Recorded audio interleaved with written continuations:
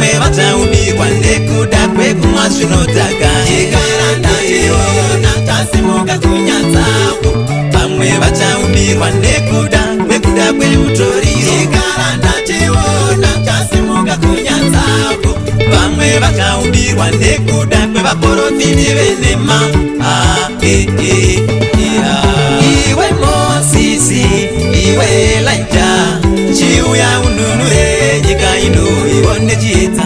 Mwanakomana wa Mwari Yesu zvabe kutuka. Chiuya imununure nyika ino ione jita. Mwanakomana wa Mwari Yesu zvabe kutuka.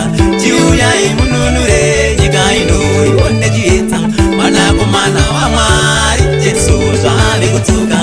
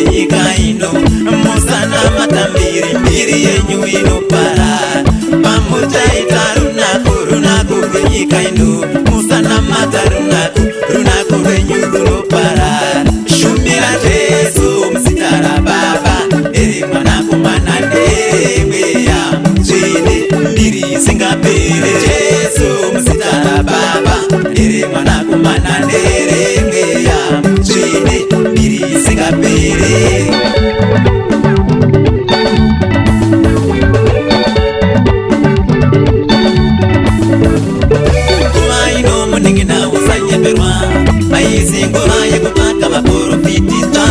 Jesu kuva ino hanzatsi musanyemerwa aizi kuva yekutanga vaprofiti tsvaka Jesu fukamaka unamate usanganeka nedenga fukamaka unamate usanganeka nedenga usiye zvivizvo usiye kuzvitutumadza mwanakomana ave kudzoka mirawo panzvimbo